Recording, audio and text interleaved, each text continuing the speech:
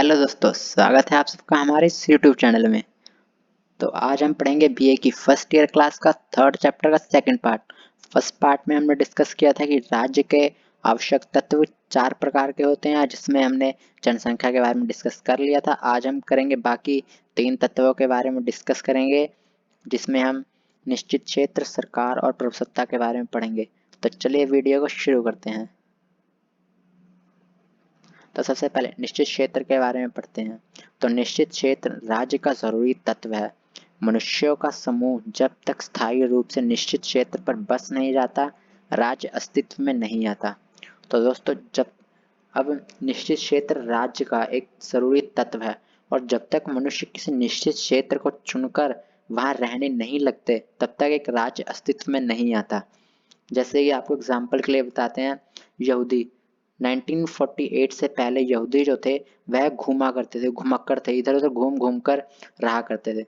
और जब उन्हें 1948 के बाद स्थायी रूप से रहना शुरू कर दिया, तो उस देश का नाम पड़ा इसराइल, और उसे हम आज इसराइल के नाम से जानते हैं। तो इसका कहने का मतलब यही है कि जब तक व्यक्ति एक स्थान पर निश्चित क्षेत्र पर रहने नहीं लग जाते, तब तक एक राज्य नहीं बनता है। तो चलिए आगे पढ़ते हैं कि एक भूभाग का अर्थ। राज्य के क्षेत्र में केवल शुष्क भूमि ही नहीं, बल्कि जमीन की ऊपरी सतह, पानी, हवा तथा उसके ऊपर का आकाश भी शामिल होता है। यह दोस्तों सही कर लीजिएगा, यहाँ झामिल लिखा है, आपसे शामिल कर लीजिएगा। क्षेत्र के अंतर्गत जंगल, पहाड़, दरिया, झील पर राज्य के अधिकार होता है। इस तरह राज्य के दूताघर जो कि दूसरे राज्यों में होते हैं, राज्य के भू क्षेत्र का ही भाग माना जाता है। अब दोस्तों, हमने राज्य के भूभाग के अर्थ में पढ़ा कि राज्य के क्षेत्र में क्या क्या चीजें आती हैं। इसमें जमीन, पानी, हवा, आकाश, समुद्र का 12 किलोमीटर तक का इलाका भी राज्य के अंदर ही में आया जाता है। और जो दूसरे देश के अंदर राज्य की एम्बेसीज होती हैं, जिसे हम दूताघर कहते हैं, वह भी राज्य की ही संपत्ति मानी जाती है। अब राज्य का भू क्षेत्र का आकार कैसा होना चाहिए उसके बारे में पढ़ते हैं। तो राज्य का आकार संबंध में भी कई प्रकार की निश्चित मत नहीं है।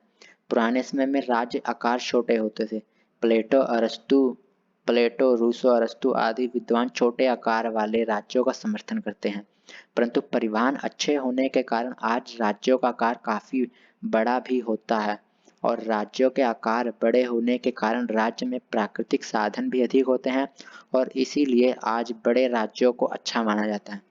तो हमने राज्य के आकार किस प्रकार का होना चाहिए वह भी देख लिया दोस्तों, कि पुराने ज़माने में छोटे प्रकार के आकार होते हैं, क्योंकि पहले परिवहन की समस्या होती थी, परिवहन अच्छा नहीं था, इसलिए छोटे आकारों को बेस्ट माना जाता है। परंतु आज परिवहन, ट्रांसपोर्टेशन की अच्छी किस्में पाई जाती हैं, अच्छी सड़कें बनाई जाती हैं जहाँ अच्छे से ट्रक वगैरह चल सकते हैं, दूर दूर तक व्यापार किया जा सकता है। तो बड़े राज्यों को आज अच्छा माना जाता है। और अब भू क्षेत्र के प्रकृति के बारे में बात करते हैं कि राज्य के विस्तृत भू क्षेत्र के साथ साथ राज्य की जलवायु उचित होनी चाहिए। राज्य की भूमि उपजाऊ तथा खनिज पदार्थों से भरपूर होनी चाहिए, क्योंकि राज्य की खुशहाली का उचित जलवायु और भरपूर खनिज रसायन की समृद्धि का आधार बन सकते हैं। अब दोस्तों, इसके बाद हम पढ़ेंगे राज्य की सीमाओं के बारे में। अब राज्य की सीमा खंडित व अखंड दोनों प्रकार की हो सकती है। उदाहरण के रूप में 1971 से पूर्व पाकिस्तान के दोनों भाग एक दूसरे से सैकड़ों मील दूर थे। राज्य की सीमाएं प्राकृतिक, बनावटी दोनों तरह की हो सकती हैं। प्राकृतिक सीमाओं को बनावटी सीमा की अपेक्षा बेहतर माना जाता है, क्योंकि इससे सीमा विवाद कम उत्पन्न होता है। अब देखिए, जो 1941 से पहले पाकिस्तान था, हम उसे ईस्ट और वेस्ट पाकिस्तान कहते थे। जो वेस्ट वाला पाकिस्तान था उसे आज बांग्लादेश कहते हैं, जो 1971 से बना, जो 1971 में बना था। तो दोस्तों, कहने का मतलब यही है कि राज्य जो है वह खंडित और अखंड दोनों प्रकार का हो सकता है, और उनमें सैकड़ों मील की दूरी भी हो सकती है। और तो जो रेखाएं हैं वह बनावटी भी हो सकती हैं और प्राकृतिक भी हो सकती हैं। लेकिन जो प्राकृतिक सीमाएं होती हैं उन्हें बेहतर माना जाता है, क्योंकि यह प्रकृति द्वारा बनाई गई होती है। प्राकृतिक सीमाएं वह होती हैं जैसे किसी दोनों देश के राज्यों के बीच कहीं समुद्र आ जाता है, कोई नदी से बन रही होती हैं, ऐसी जैसे श्रीलंका और भारत के बीच समुद्र की रेखा है तो वह एक प्राकृतिक रेखा है जिसमें कोई विवाद नहीं हो सकता। जबकि एक बनावटी सीमा में विवाद हमेशा चलता रहता है कि कभी यहाँ से दीवार इधर से हो गई, कहीं वहाँ से लाइन से हो गई, जैसे चाइना, पाकिस्तान और भारत का विवाद चलता ही रहता है।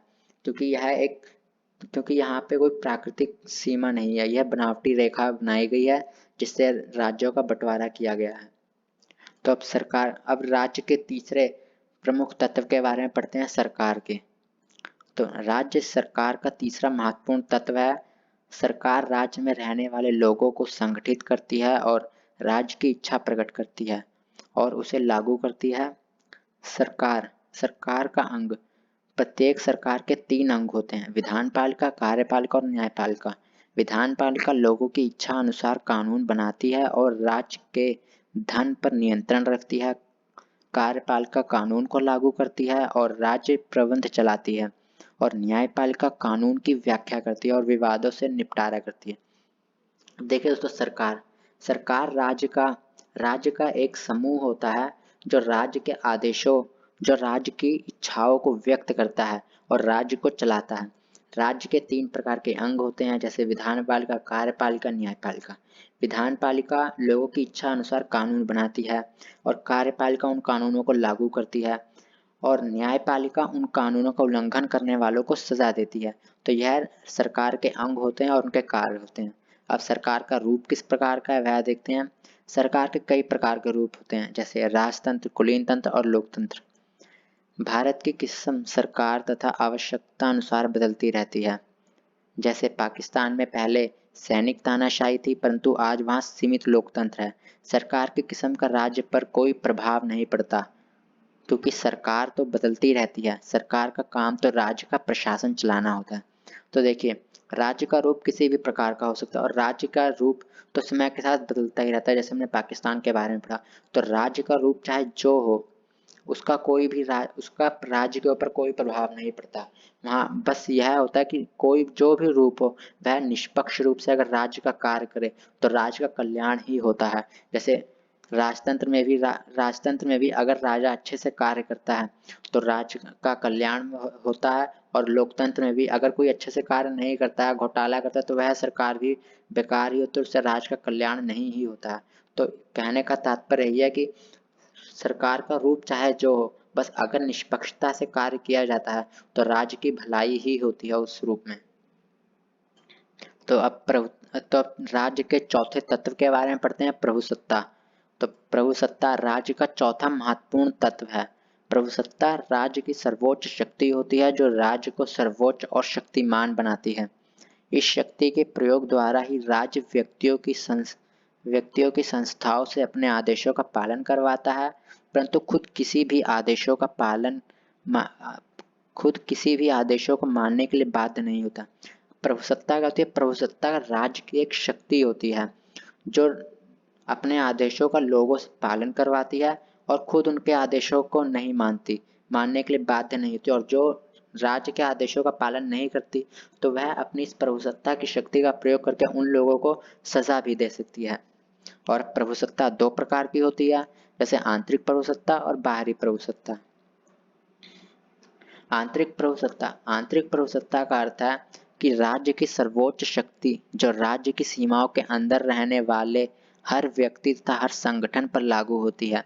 राज्य ने हर प्रकार का आदेश दे सकता है जिसका उन्हें पालन करना पड़ता है।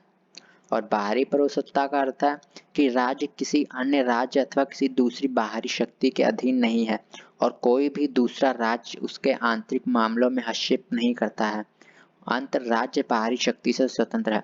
अब आंतरिक प्रभुसत्ता वह होती है जिसमें राज्य सर्वोच्च शक्ति होती है और उसके राज्य के अंदर प्रत्येक संस्था और प्रत्येक व्यक्ति को उसके आदेशों को पालन करना पड़ता है, वह आंतरिक प्रभुसत्ता होती है। और बाहरी प्रभुसत्ता होती है कि जो राज्य है वह दूसरे किसी राज्य का पालन नहीं करता है, वह आजाद होता है, तो उसे बाहरी प्रभुसत्ता कहते हैं। अब राज्य की प्रभुसत्ता का विचार कोरी कल्पना है। अब इसके बारे में पढ़ते हैं कि वर्तमान समय में राज्य की प्रभुसत्ता केवल कोरी कल्पना है। शक्तिशाली राज्य छोटे राज्यों पर अपना प्रभाव जमाने में यत्न करते रहते हैं। यदि कोई राष्ट्र शक्तिशाली राष्ट्रों की अधीनता मानने को तैयार नहीं होता है तो अंतर्राष्ट्रीय शांति के खतरे बताकर आदि का बहाना लगाकर ऐसे राष्ट्रों के विरुद्ध शक्ति का प्रयोग करते हैं, जैसे ईरान इराक पर 2013 में अमेरिका ने आक्रमण किया था। अब दोस्तों यह हमें आज की सच्चाई के बारे में बताया कि राज्य की प्रभुसत्ता का विचार कोरी कल्पना है, क्योंकि जो यूएनओ है, यूएनओ में प्रत्येक बड़े राज्य छोटे राज्यों पर अपनी बातों को थोपते हैं, उन्हें मनवाते हैं, सिर्फ कहने के लिए वह स्वतंत्र माने जाते हैं, बाकी उन्हें बड़े राज्यों के बारे आदेशों का पालन ही करना पड़ता है। जैसे यूएसए, अगर किसी ने यूएसए की बात नहीं मानी, वह यूएसए की बातों का पालन नहीं करता है, तो यूएसए उसके ऊपर कई प्रकार के सैंक्शन लगा देता है, उन पर डॉलर से व्यापार करने पर रोक लगाया था, तो कई प्रकार या उन पर युद्ध या उन पर परमाणु शक्तियों का खतरा बताकर उन पर अटैक करवाया था, जैसे 2003 में अमेरिका ने इराक पर किया था। वहां इसने सद्दाम हुसैन की सरकार बर्खास्त करने के लिए एक झूठा आरोप लगाया कि वह बहुत अधिक परमाणु हथियार इकट्ठा कर रहा है, जिसके अनुसार अमेरिका ने उस पर आक्रमण किया, जबकि ऐसा कुछ नहीं था।